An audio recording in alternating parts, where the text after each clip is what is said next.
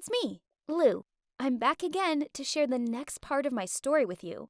Firstly, here's a quick recap. So, in the last episode, I started to think maybe Mark wasn't so bad after a crazy night playing poker with him in Vegas. But then I slept in and missed my flight back to New York, and that strict guy left without me. All alone in Vegas, I had a chance to spend time with Jeremy, the singer. He sent someone to take me to his show, then we could fly back to New York in his private jet. I thought it was just a lift. But then, horror of horrors, an article came out saying that Jeremy was having an affair with me. Jeremy's girlfriend Naomi burst into my room, and you won't believe what happened next. She started screaming at me, saying, "Lou, how dare you? You're a total skank, running around having an affair with my boyfriend." I opened my mouth to tell her it was all a big misunderstanding, but she kept shouting at me, saying I was nothing but a fake, who pretended to be all sweet and innocent, but underneath I was a total man-eater. Her words hurt me so much, and I tried to explain, but she just kept screaming at me. "If I see you go anywhere near Jeremy again, you won't know what's hit you. Stay away from my man."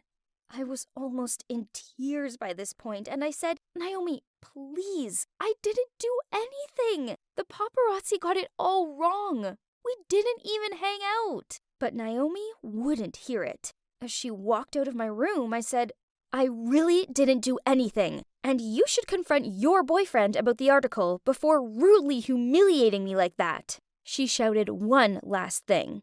"You just wait," then slammed my door as she left, and I heard her kicking the wall outside in rage. I knew that she wouldn't leave me alone, but all I could do was just try my best to avoid troubles as much. Maybe I should have just moved home?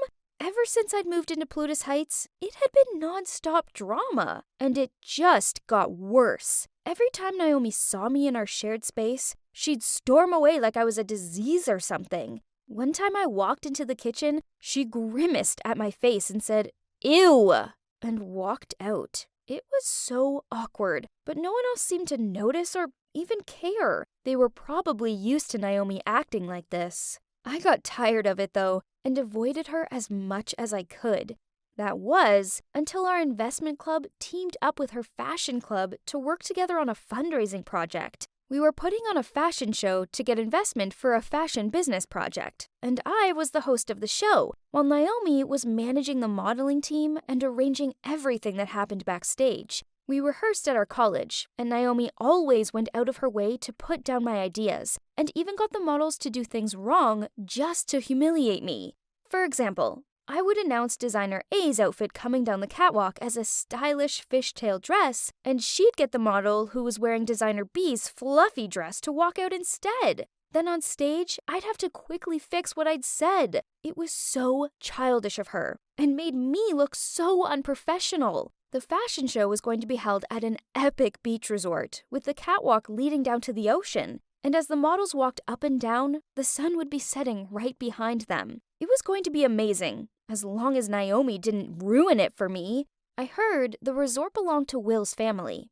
Even though they had no interest in fashion, they'd agreed to sponsor the event as a way to promote their luxury car brand, so Will was there to help us. When the day rolled around, Mark was there as the investment representative. Jeremy was invited to perform, and of course, David was there for the hot models. So all the guys in our mansion were present at the event. Even though none of them were really there to specifically support me, I felt less nervous seeing some familiar faces. It was getting close to showtime, and I was working with the stage lighting team when suddenly someone bumped into me. I couldn't believe it. It was Naomi, and her glass of red wine went all over my brand new white dress. She pretended it had been an accident, but I knew exactly what she was up to. I wanted to scream, but luckily, I had a spare outfit in my bungalow, so I ran back there to change quickly. While I was changing, I heard someone outside my door. I hurried over to check who it was and was disgusted to see Naomi rushing away. I tried to open the door to ask what she was doing, and that's when I realized what she'd done. She'd locked me in. I managed to look out the window and see a huge metal padlock and chain on the door. I was stuck, and it was all Naomi's fault. How could she do this to me? I ran to get my phone to call for help, but I couldn't find it anywhere. I must have left it with the scripts near the stage, trying to run back as fast as I could. And when I tried to use the landline, the line was dead. Someone had cut it. Naomi was trying to ruin my life.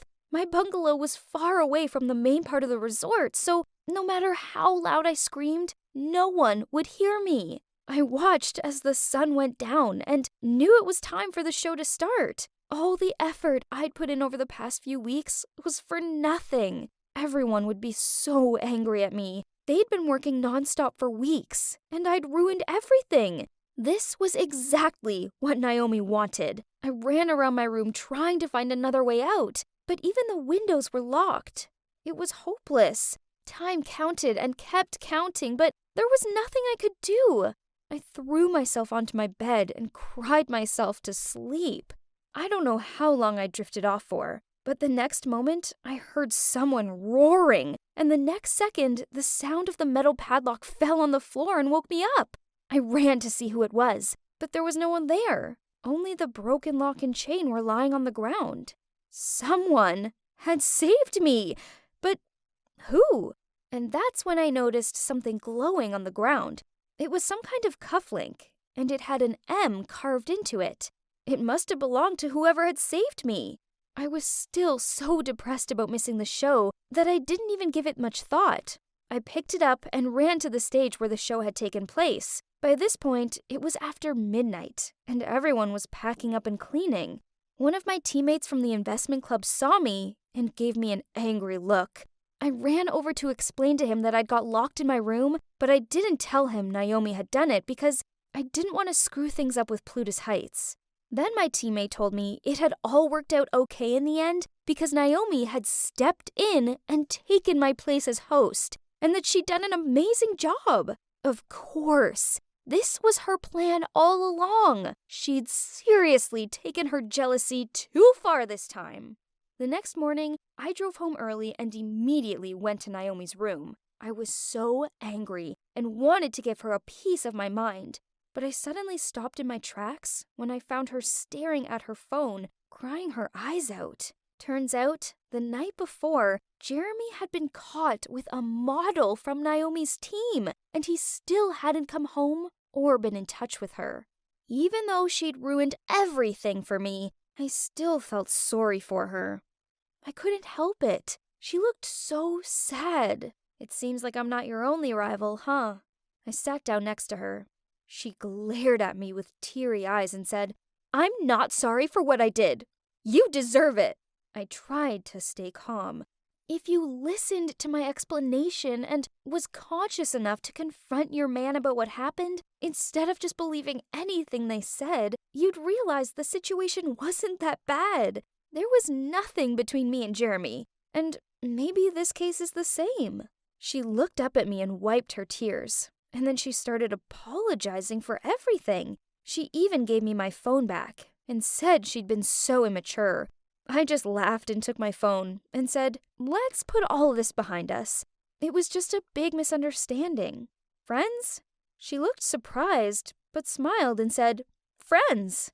After that, Naomi and I became closer. It seemed like she was really lonely. She avoided talking about Jeremy at first, but I knew she couldn't stop thinking of him. It'd been a week since the scandal with Jeremy and the model. They'd been avoiding each other. One day, she told me that she decided to host a home party as an excuse to create some time and space to have a frank talk with him. Such a girl. She always has her clever way out of trouble. So she messaged us all in our Plutus Heights WhatsApp chat to arrange a party. None of the boys seemed very excited about it. However, our house has a rule that no matter what, we can't miss a home party that is hosted by one of us. So they all had to join. Will was in Arkansas at his family's private ranch to do his annual hunting, so he invited us all there instead. I couldn't believe Will was a hunter. He didn't seem like the type at all. So, well, I guess you can't judge people on how they look. Anyway, Jeremy said that we could get a lift on his private jet, but Mark said he'd fly by himself as he had a business trip nearby. I wasn't so keen to try hunting. It looked seriously dangerous, and I had no idea how to use a gun. So all of us newbies just watched from the observatory tower and looked through the binoculars to see what Will was up to. It was actually pretty cool. Will was riding a horse and was chasing a wild deer. I'd never seen anything like it. When I said, "Wow, guys, how cool is Will?" no one replied to me. Seemed I was the only one interested in it. Aaliyah and David were busy taking photos, and Naomi and Jeremy were nowhere to be seen. They must have gone off somewhere private to chat. Well, I think it was time for them to end the silence in their relationship. After a while, I went back to Will's parents' mansion and found a quiet corner to sit and have a cup of tea and watch the sunset. It felt so nice to have a moment to myself, and I was so busy staring out the window admiring the stunning sky that I didn't even notice someone had come and sat next to me. It was Will, and he turned to me and said, "Lou, you're not cut out for the lavish city life, are you? I think you're much more suited to this simple farm girl life. You look happier here than you do back at Plutus Heights." I was shocked. He said this in a cold kind of tone, so I couldn't figure out if he was complimenting me or criticizing me. Did he think I was some simpleton? Not cool enough for the big city life? I asked him, "What do you mean? Are you mocking me?" But we were interrupted by a buzzing welcome sound outside. Will ignored what I'd asked and just said, "Mark's here." Then he got up and went outside to join everyone. We were having a barbecue that night, and the staff at Will's mansion had just finished preparing everything. Jeremy and Naomi looked all cozy, so they'd clearly made up. I went over to join them, and that's when I heard everyone asking what had happened to Mark. He had this big wound on his hand, but he just said that he'd been careless and hurt himself after the fashion show after breaking something. Breaking something? After the fashion show? Oh my God, it all made sense now. It was Mark who had saved me. He'd broken the lock and accidentally hurt his hand. And the cufflink with the M for Mark. I couldn't believe it.